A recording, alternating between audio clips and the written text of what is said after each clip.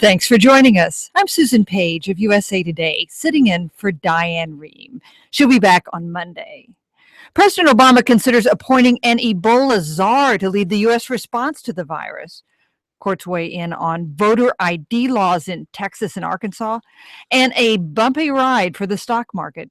Here to discuss this week's top national stories on our Friday News Roundup, Manu Raju of Politico, Michael Shearer of Time, Lisa Lair of Bloomberg News. And since it's Friday, you can watch a live video stream of this program on our website, drshow.org. Welcome to the Diane Rehm Show. Hi, Susan. Thanks. We invite our listeners to join our conversation later in this hour. You can call our toll-free number, 1-800-433-8850. Send us an email at drshow@wamu.org or find us on Facebook or Twitter.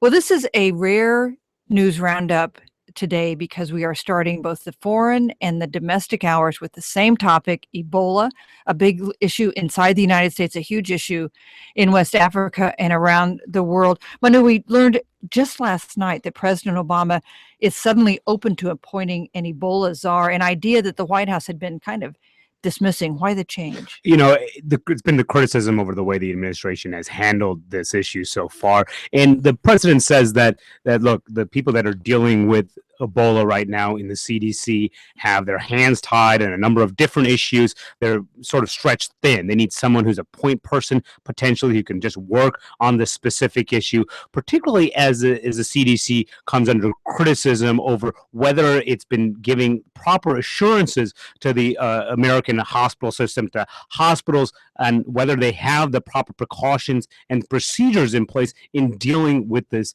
deadly virus. Potentially, if a person comes in, maybe there'll be a clearer set of guidelines, and when these cases begin to proliferate, there'll be a more uniform set of standards in dealing with this. Lisa, you know, people like Senator John McCain, who has criticized the administration on other fronts for having too many czars, is one of those who was pushing for an appointment like this. Who would the president want to appoint to this job, do you think? What would he be looking for? Well, I think he's looking for someone who has both a public health background as well as a more of a political background as well. This is a White House that's in crisis mode. President Obama, of course, canceled some of his campaign travel this week. That's a highly unusual situation. I remember being on Air Force One with the White House when the Malaysia Airlines jet went down. And if you remember, we didn't know what had happened, who had downed it, and we were flying from Delaware. We still don't know. Right, of course. And so it wasn't clear, you know, are we going to be in a war with Russia? What's going on? And we were flying from Delaware to New York for a fundraiser, and the reporters were all chattering, are we going to turn around? Are we headed back to Washington? There was no conversation like that happening in the front of the plane with the aides. This is an administration that doesn't like to cancel travel to show that they're in this kind of crisis footing. And what we've seen this week is them make a really sharp pivot to that kind of footing with talk of appointing a czar, with the cancel of the travel. He will be traveling Sunday, but the president came out last night, which is pretty unusual. And this is, you know, in part, this is about public health, and in part this is about politics. They know that the public polling has really dramatically flipped on this issue in the past 2 weeks, and the public is concerned, and we're 18 days away from a midterm election, so the president needs to show that he is on top of this. Michael, we know we call him no drama Obama, but that has maybe not served him so well with this particular crisis. Right. I think the White House is concerned that they constantly have to put out the president. And now I think he's come out 3 times to give statements about Ebola. Each time the tone of the statement is very similar, but each time he's cleaning up a new mess. And so he keeps reassuring the country that everything is under control and fine. And for the most part, that's still true. Ebola is not a big threat to America right now. But it's also true that there have been a number of missteps along the way in the way the CDC has prepared local hospitals, and also in the way this has been communicated by the CDC to the American people and to hospitals. I think the conclusion that the White House may be reaching if they go forward with this is that Tom Frieden at the CDC is not the best person. I mean, I don't think they doubt his scientific ability to handle this outbreak, but he may not be the best person to be the public point person in terms of communicating with the American people about what the dangers are going forward and what's being done.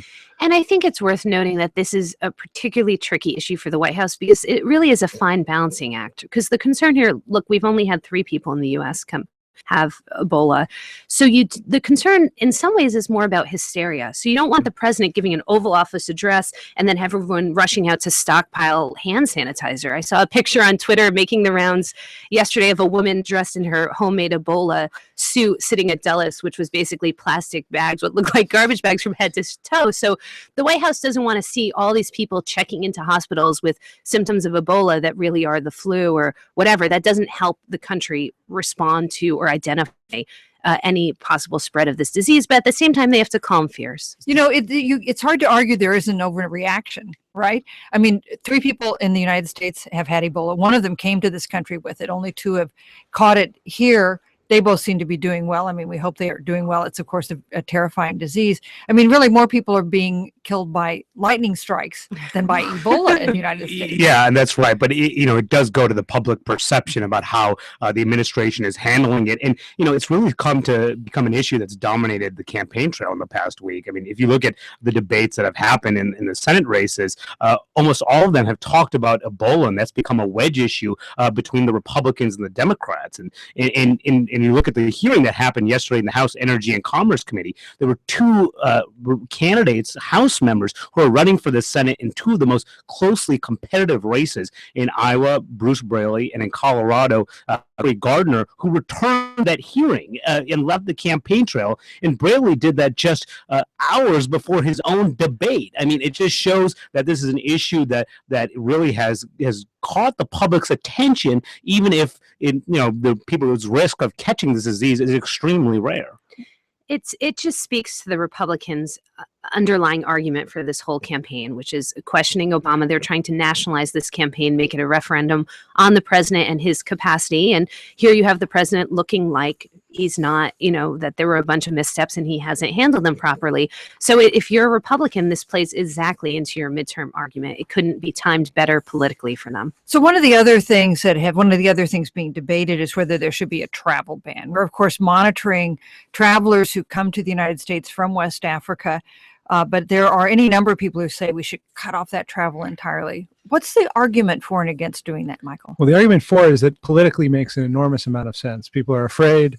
They're fearful of what's happening. They don't see the government in control. And it makes sense in a sort of instinctual level that if this is a disease that's coming from West Africa, we cut off access to West Africa, then we'll actually stop the disease. The problem is that all the experts, almost unanimously, the people who actually work with infectious diseases say the truth is counterintuitive, that if you cut off flights from West Africa, if you stop visas coming from West Africa, there'll be a blowback in a couple different ways. The first is you'll make it much harder for supplies and medical personnel to get into West Africa and out of West Africa to help stop this at the source. You could cause additional economic damage to that part of the world, which would also maybe continue the spread of this disease. And the second is that because most people leaving West Africa are now coming through the airports, we now have an ability to actually interview them, to test them, to track them, to know who they are.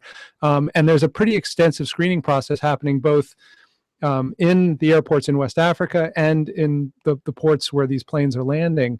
And the CDC says, look, if we give up on that, what's going to happen is these people are going to sneak across the border and they're going to fly from another country. We won't be able to track them. We won't know who they are. We won't be educating them as they come across. We won't be checking them for fever.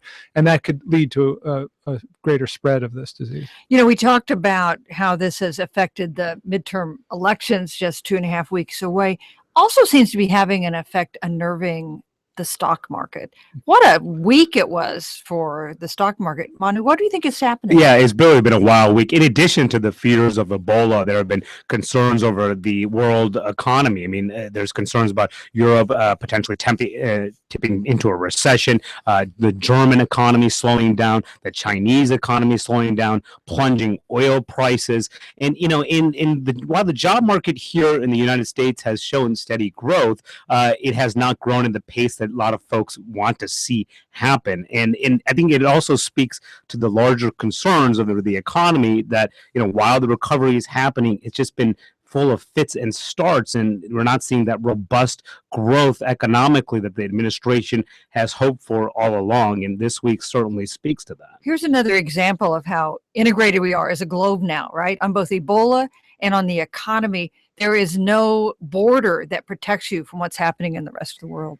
That's exactly right. And part of what may be happening here in the United States is this may be just a simple adjustment of the market to the economic reality that the country actually is in. While, you know, we've recovered from the recession a few years ago, wages are stagnant. And it's hard to justify the tear, given the fundamental economic, it's hard to justify the tear the market has been on. So this could just be a readjustment. And I also think it's worth pointing out that some of these things are actually kind of good for the average American.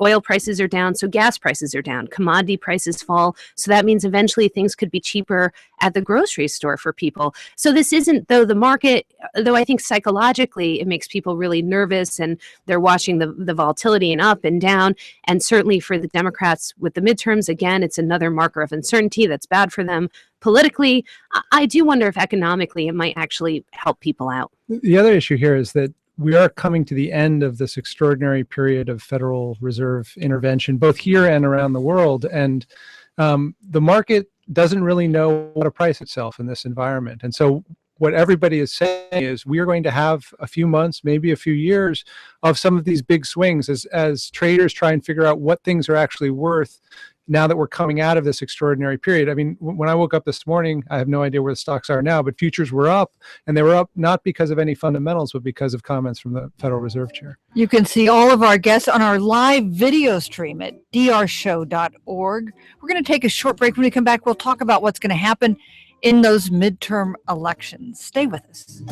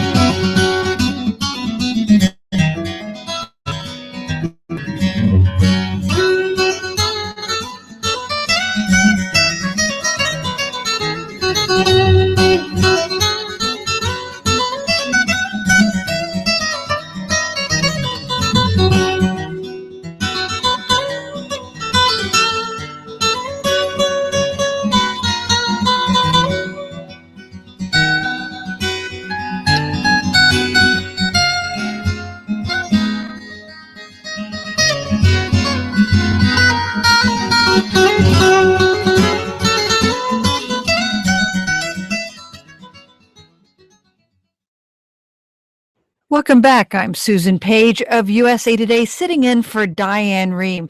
With me in the studio for our Friday News Roundup, Lisa Lehrer. She's White House correspondent for Bloomberg News. Michael Shearer, he's Washington bureau chief for Time Magazine.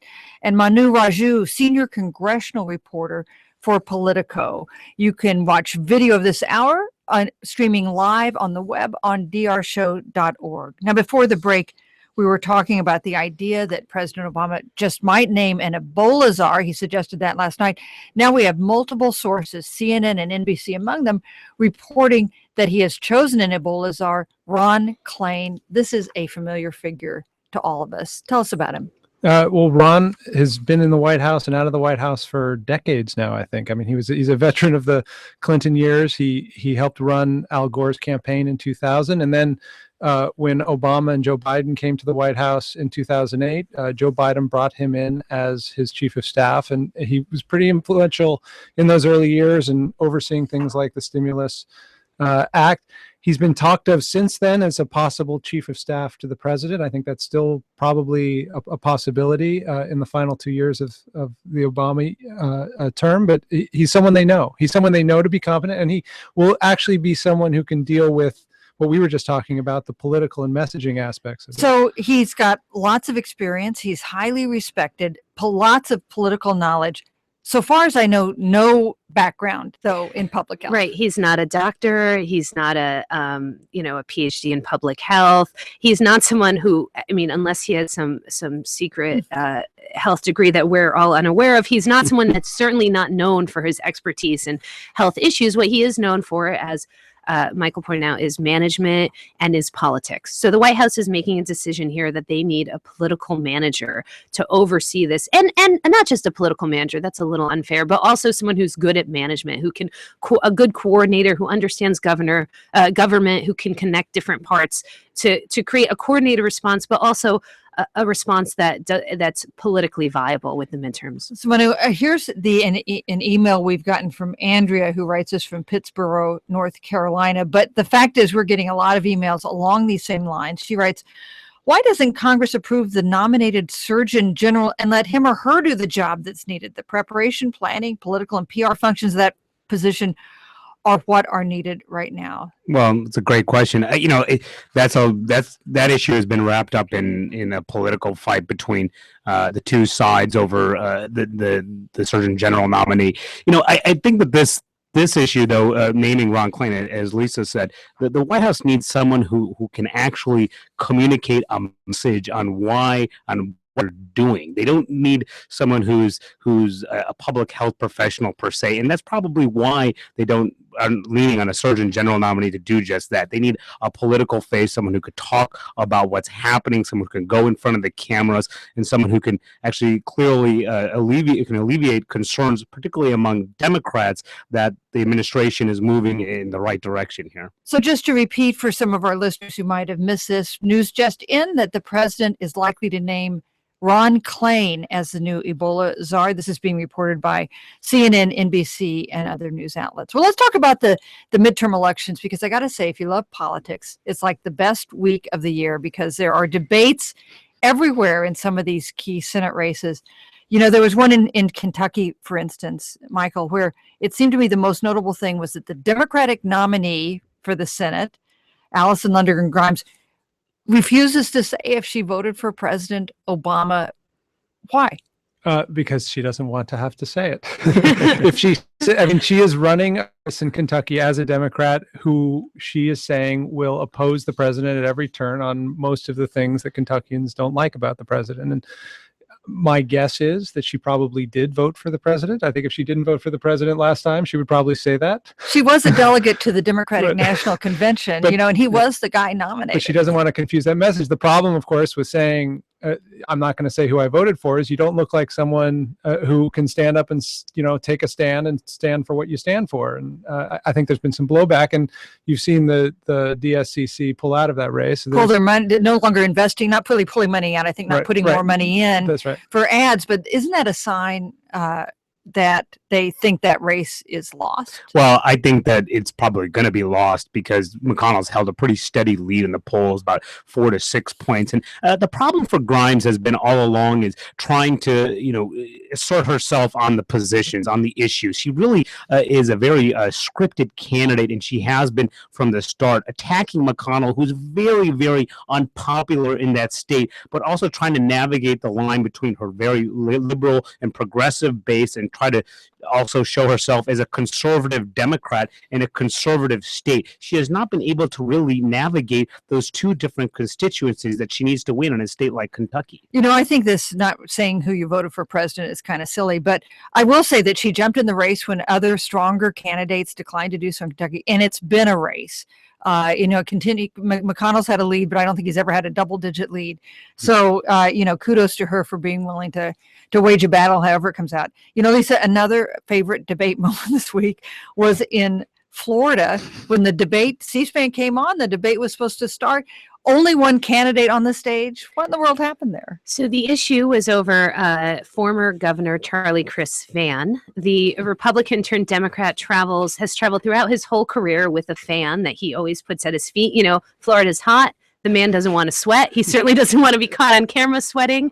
So his Republican opponent, Governor Rick Scott, decided to make an issue of this and refused to come on the stage until the fan was removed. Charlie Chris played it off really well, saying, I'm here to debate, substantive issues like education, not a fan. Scott held his ground. Eventually he came out. It turns out in the end that Scott was correct, that fans actually weren't allowed on the stage. And former Governor Chris had handwritten a addendum onto the contract, providing for his fan. But politically he came out ahead. I think the governor looked petty and Chris looked like he was able to roll with the punches. But I mean, what this says on a larger scale about that race is this race, we called it this week at Bloomberg Politics the worst race in the country. And it really is. I mean, this is one of the largest states in the entire nation. It's extremely critical politically. Of course, it's always been a battleground. And you have this governor's race between two candidates that, frankly, nobody likes. And both have, are very flawed candidates in a race that's just been, had a deluge of outside money and where no substantive policy issues are being discussed at all. So it really is sort of a kind of depressing race. And I think the fan just showed that to the country. Well, I think it's a good thing we don't have any really serious problems in our country so that we can debate like fans and who did you vote for in 2012. Okay, let's have predictions. The big story election night is going to be which party controls the U.S. Senate. Where do you think that stands, Michael? If you had to bet today, who would you bet on?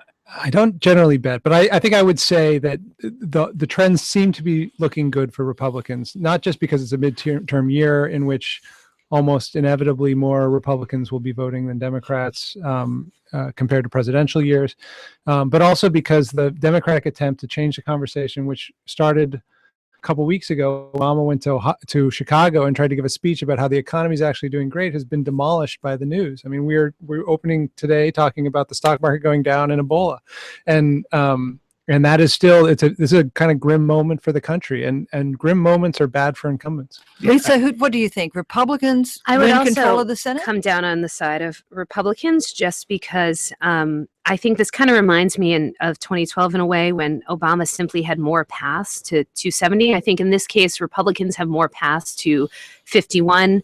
It seems pretty widespread agreement that they'll flip West Virginia, Montana, and probably South Dakota, although there's some debate over that. So then they just need to pick up 3 states out of Arkansas, Colorado, Alaska, North Carolina, Louisiana, Iowa, if I'm not forgetting any. So there's a bunch of different ways they could do that. So it seems like they have more ways to get to that 51 goal. What I do think is we may not have an answer on election night. It seems pretty likely that Louisiana could go into a runoff. Georgia could go into a runoff. And then you have this issue of these independents in Kansas, which is a state that I know both Manu and I have spent some time in over the past couple weeks.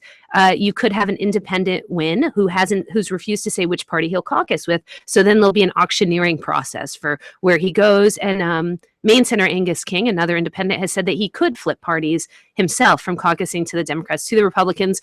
So we might not know who's in the majority of this Congress until December, or maybe even January. If it goes to the Georgia Senate race, which is possible, that election wouldn't be held till January. Honey, what do you think? Do Republicans win? Do you make it 3 for 3? No, I think that they are certainly favored, but this election certainly could go either way. As Lisa mentioned, the Republicans have so many targets in that they could have a huge night, but they could really blow these races as well. all these races that you talk about, aside from those three that will likely flip, are within the margin of error. Alaska, for one, there's a rural contingent in that state that's very hard to pull. Who knows is going to come out in that race?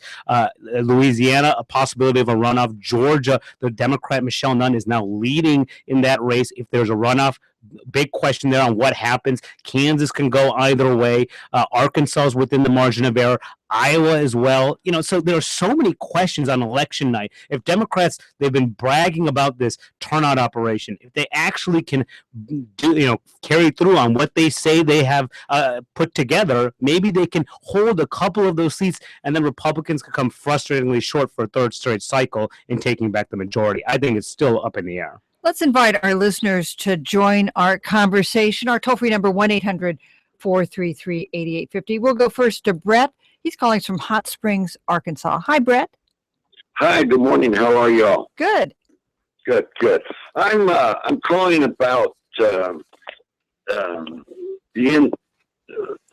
information that we've received so far on ISIS or ISIL and Ebola. Last year, or before the presidential election, we see a lot of misinformation from the administration on Benghazi. Are we to expect the same kind of administration misinformation on Ebola? Brett, I think you make a good point in that people are really skeptical about whether they can trust the government, whether they can believe the reassurances that they've been told. What do you think, Michael? I think that's right. And I think that is the political problem we were talking about earlier.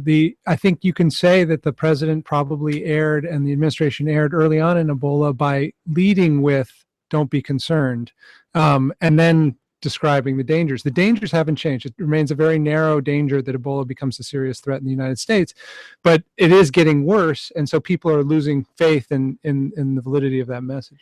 I'm Susan Page, and you're listening to The Diane Rehm Show. We're taking your calls, 1-800-433-8850, and we'll read your emails, drshow@wamu.org. Let's take another caller. We'll talk to Chris, who's calling us from Clinton Township, Michigan. Good morning, Chris.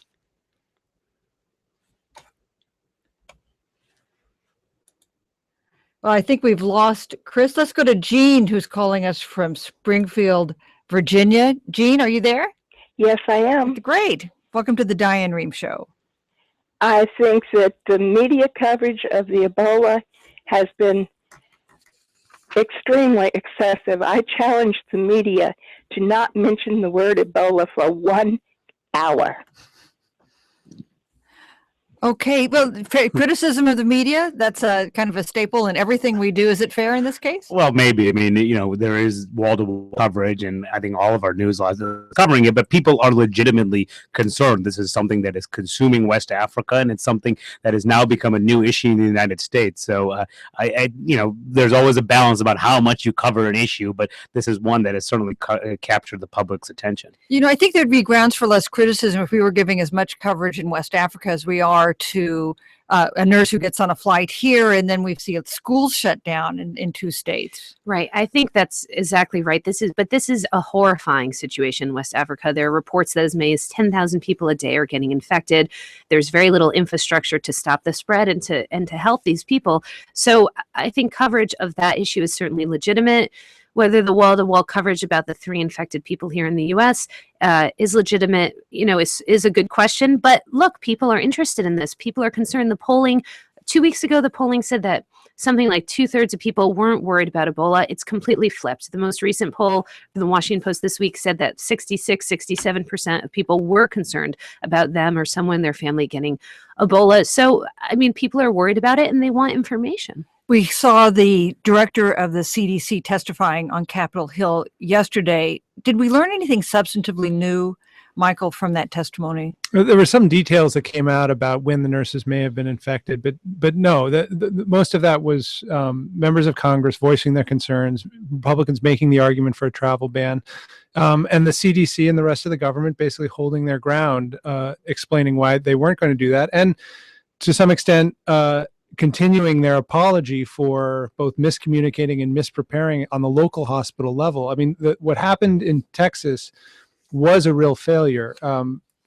the beginning of this process, people at the White House, people at CDC felt very confident that the U.S. healthcare system could handle something like Ebola very well, because we are probably one of the most modern healthcare systems in the world. Ebola is something that is containable if you use the right practices and have the right equipment, and that process just failed in Texas. And so I think the other thing that was talked about a lot at that hearing was the fact that the CDC is going to be far more aggressive in the future if other Ebola cases pop up in different parts of the country, of sending in a reaction team, of preparing the hospital for taking over the operation to make sure these slip-ups don't happen We again. had one or two Republican members of Congress suggest that the head of the CDC, Tom Frieden, should resign, should be replaced, but not really a groundswell on that. Manu, do you think he's got his job safe? I think for now, particularly with the name of a new Ebola czar, someone who will take that, who will be his boss basically on this issue.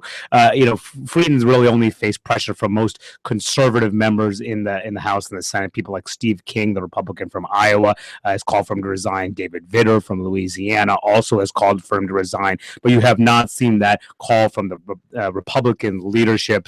And the pressure has not mounted from the Democratic side. So certainly when Democrats start calling for your head, that's when a Democratic administration will force you to resign. But that has not happened yet. And there's one other thing that's interesting, I think worth pointing out in the polling, which is that when these polls about Ebola have asked people whether they trust the government's response, overwhelmingly it's Republicans, not independents or Democrats, who don't trust the government's response. So Republican candidates, certainly Republican 2016 candidates, are reading those numbers and they're seeing an opportunity to question the government's response and to score points with their base by doing so. So that's part of why you're hearing those calls. It's and it's part of why they're warning folks like Rand Paul are warning of a pandemic. They're playing into those fears that they're hearing from and seeing in their voters. That's Lisa Lair. She's the White House correspondent for Bloomberg News. And we're also joined this hour by Michael Shearer of Time and Manu Raju of Politico. You can see all of our guests on our live video stream, drshow.org. We're going to take another short break. When we come back, we'll talk about conflicting court rulings on some of those voter ID laws. Stay with us.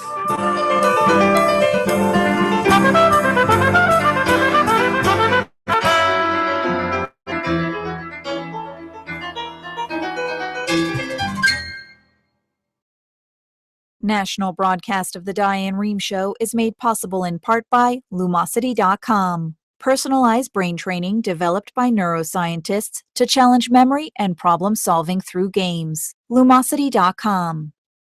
By Athena Health, committed to helping physicians manage change with cloud-based services plus Epocrates mobile tools. AthenaHealth.com. And by CFP, on behalf of certified financial planner professionals committed to the highest standard in personal financial advice at letsmakeaplan.org. This is NPR. On the next Diane Rehm Show, the International Friday News Roundup. The UN says the world is failing to contain Ebola in West Africa. Stepped up coalition airstrikes in the battle against ISIS on a Syrian border town. And new concerns about sagging global economic growth. The Diane Rehm Show, next hour.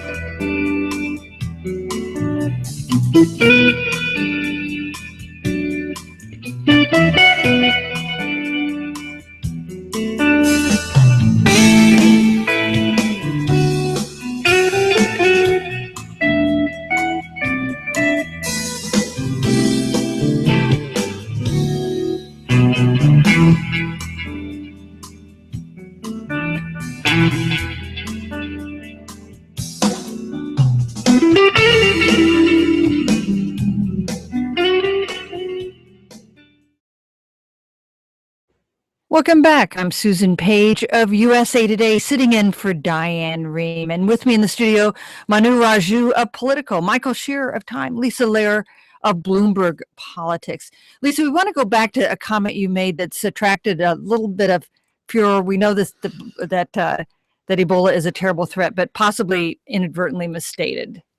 Yeah, I think I said 10,000 people being infected a day. It's 10,000 a week. And that's by the end of December if they don't get better control. But the point is that this is something that's growing exponentially in West Africa and is a major not only public health threat in the region, but national security threat as well. Now, here's an email from Bob, who writes us from San Antonio. He says, Congress has made significant cuts in CDC budgets over the last 6 years.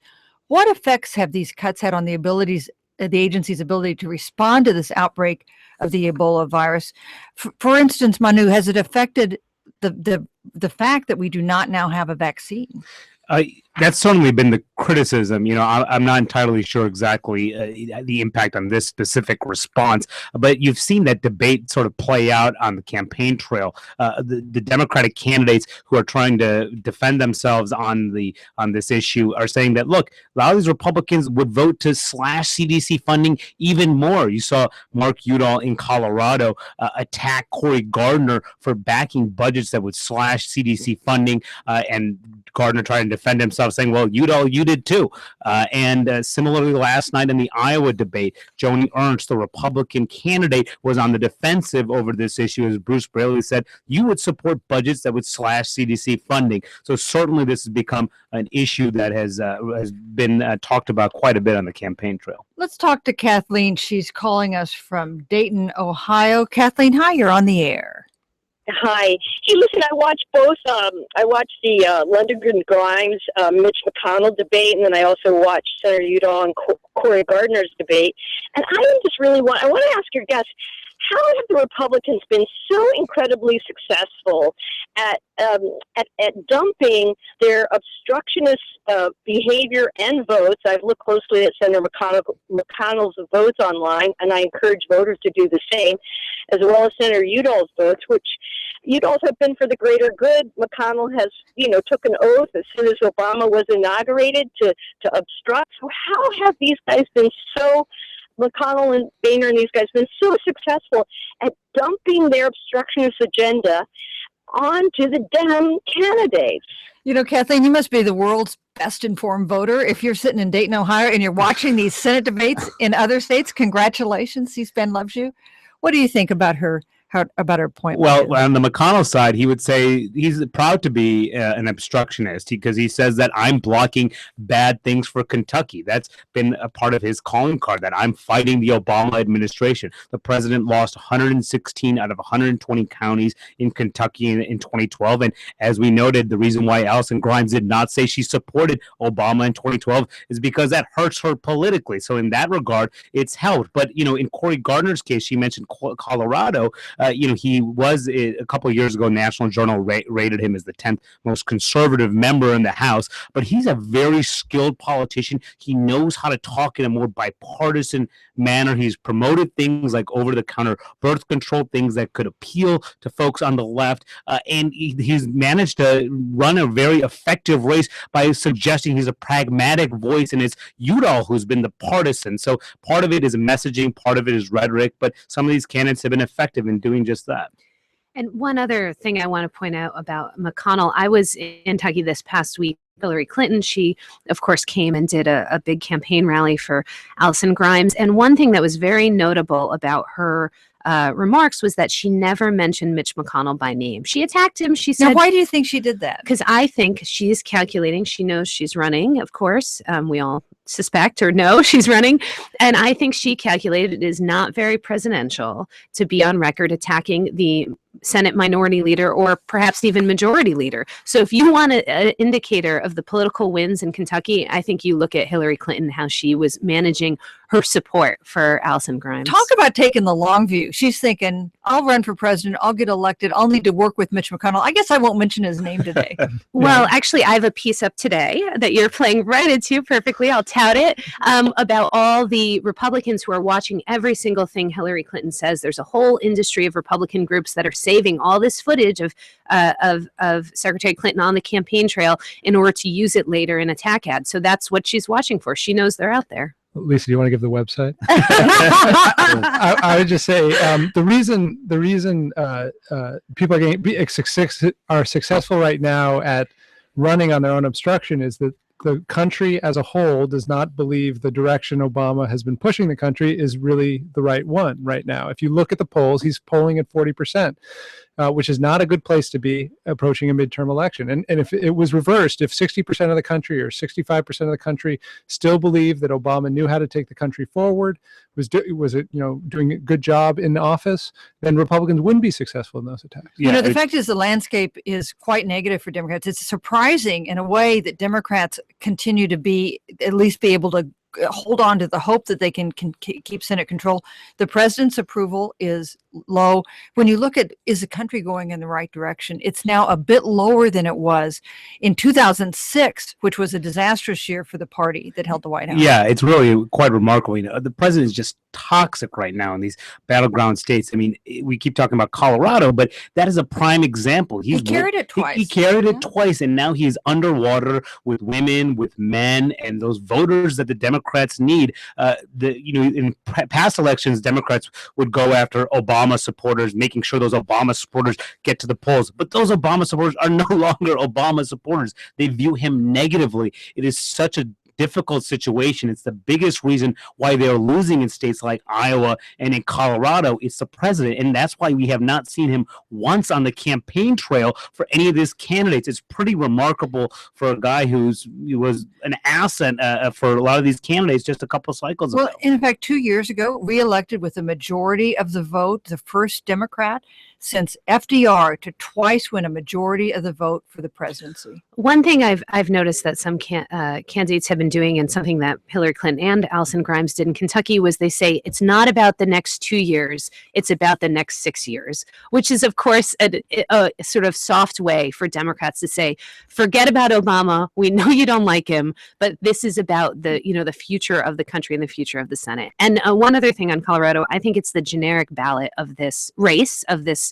cycle, right? It's the state that looks most like America. It's, of course, going to be a competitive state in 16. So I'm going to be watching that race really closely to see how it plays out there and see what lessons we can take away from that for the parties heading into the presidential. And a good governor's race there in Colorado as well with Governor Hickenlooper. A couple months ago, we thought he was going to be reelected without too much trouble. Really competitive contest there. Well, while we're talking about Kentucky in 2016, Michael, maybe we should mention the story that you've done for Time Magazine with, tell us about Rand Paul. I even give you a website. I did the cover story for Time Magazine this week. We called Rand Paul the most interesting politician in America.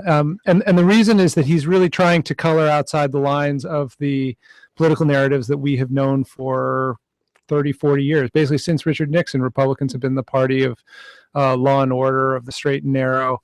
And Rand Paul is now going around the country talking mostly to Republican audiences, but also Black audiences, also college audiences, and arguing for a conservative change in the way we think about issues like criminal justice reform, like privacy, even issues like spending. I mean, he will go into an audience in Ferguson, where I was with him last week, and say, I support increased funding for job training here, which is something a Tea Party Republican is not likely to say. And then the second sentence is, and I'm going to pay for it by getting nonviolent offenders out of prison and reducing prison costs. We've got an email from Peggy. She writes us, in Texas, the Republicans say that voter IDs are easy to get. That's not true. My 88-year-old mother stood on line at the DPS for almost 2 hours on her walker to get a voter ID. She had to pay $10 for it. There's a photo ID and a voter ID, the latter of which is free. You have to know to ask for the voter ID specifically. These facts alone will suppress voters. Well, congratulations to your mother, Peggy, for being willing to go to that length to be able to vote. Let's talk about these court rulings on voter ID laws. One of them was in Texas, Manu. What did the court decide there? It was the federal appeals court that basically stayed a lower court ruling, and that lower court ruling had said that the Texas law was discriminatory against blacks and minorities and senior citizens and folks that like the caller who was having difficulty getting an ID. But the appeals court basically said that the Texas law can go forward in this election cycle, and largely not necessarily on the merits, but because we're so close to the election and early voting is beginning in Texas, and they said it would cause confusion if that law was nullified right before the election. So that went forward. But we're really seeing a conflicting spate of rulings all across the country. Arkansas State Supreme Court ruled that its voter ID law was unconstitutional, and we've seen in Wisconsin that the voter ID law that Republicans wanted to move forward will not move forward in this election cycle because that's so close to the election that this was taking shape. So, we're all over the map on this issue right now, and the courts are certainly divided. We've talked about how close some of these races are. Are there races in which the enforcement of these new voter ID laws could make the difference, Lisa? Well, certainly that's the argument that Democrats make, that it'll depress votes from young and minority voters who are a key demographic for Democratic candidates. I do think it's awfully confusing for voters. They see the reports in their own state, maybe even from other states. They don't know what they need, what they don't need.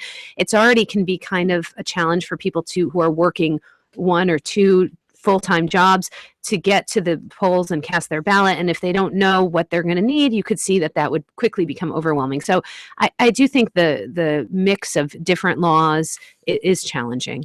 Just to pull back the lens here a little bit, what's happening now is just the latest round of this fight. And we've seen over the last decade, mostly in Democratic states, a real expansion of the ability to vote. There are a lot more early voting now than there was before. There's sometimes mail-in voting, a lot more absentee balloting.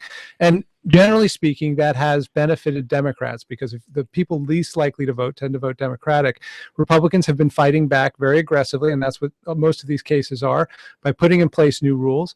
And the courts are really unsettled on this. I think North Carolina may be the place where you have the biggest impact. They have a pretty tough, it's not a voter ID issue there. They've shrunk early voting. They have no out of precinct voting now. They have no same day registration, which is something they had before, and you have a close race. But the real impact of all this stuff is likely to be felt over several cycles because it's a long-term fight.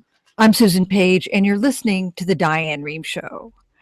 Don't forget, you can see all of our guests on live video on our live video stream at drshow.org. Manu? Yeah, I mean, we're talking about voter ID here, and if we're also promoting our stories, I was in Kansas this week, and I was there's a very controversial voter ID law there, and the man who has implemented that is Chris Kobach, the Secretary of State, and they have the most far-reaching voter ID law in the country, in that they actually require birth certificates, people who are registering to show that they were born in this country or that they were citizens of this country, either birth certificates or passports. And that's another issue that's being held up in the courts right now. So this is something that we're seeing play out in about 30 states right now that have voter ID laws. And, it's not clear exactly how this is going to play out. So we've talked about some of the criticism of President Obama that's causing Democrats some pain. Here's some other news that we saw this week that didn't get very much attention. The White House announced that the deficit is at its lowest level since 2007. Lisa, why is the deficit down so much? Well, it's fallen to the pre-recession levels. In part, this is because of the spending cuts that both parties agreed on in the sequester, as well as the increase in taxes on wealthy individuals. But I don't think we're going to see a cessation of budget fights. I mean, we're still going to have to deal with entitlements, which of course spending on entitlements is going to explode as baby boomers age. And we're pretty much on a standstill on that in Washington. Republicans want to tackle that issue. Obama and Democrats won't do it unless taxes are raised, and Republicans say no way. So we're sort of at I don't think this positive news is going to cause any reconsideration of issues in Washington. The big story here is that we have deficits now that are lower than our growth rate, which basically means we've staunched the bleeding, that the country is no longer bleeding enormous amounts of money. It doesn't mean, though, that we're exactly in a healthy place. The debt, as opposed to the deficit, the amount of money that the U.S. government owes somebody is still larger than the gross national product, which is not a comfortable place to be. Historically, it's more like 50-60% of the gross national product. And to lower that back down, it's either going to take a very long time at this rate or more taxes and less spending. Yeah, I would say that. I was going to say only in Washington would a $483 billion deficit be good news. Still, here's an email from Rick. He writes this from Dallas. He writes, when gas is up, it's hard on everyone and everything. But when gas is low, you report that's bad as well. When unemployment is high, that's bad and affects the economy. When unemployment drops, you say that's not what we want to see. And here, of course, and this isn't from his email, the deficit is way down, but we're saying don't relax. It doesn't really mean that much good. He says, are there magic numbers? And if so, how could they possibly be maintained for more than a week or a month? Fair point. Well, good news does not make for good stories, right? No, I think the country is facing a lot of big problems, and it doesn't seem like folks in Washington, certainly not over the past couple of years, have had the wherewithal or the ability to tackle them. So that's really what we're working about with the deficit. And I think we should say very clearly, when gas prices out, unless you're an oil trader or you're a shale driller in North Dakota, that's a good thing. Everybody's going to have more money in their pockets at the end of the day. When unemployment rates are down, that's a good thing also. It means your friends are going to have more money. You're probably going to have more money. The wages will probably at some point start to increase again. So we can celebrate those numbers. But it is true, I think, as Rick says, that we as journalists look for the cloud, not for the silver lining. Yeah, that's fair. But you're also trained as journalists to be skeptical about when the government is trying to promote good news. But I think largely it just shows that the economy is very mixed. There are a lot of mixed signals. There are things that suggest we're moving in the right direction, but for every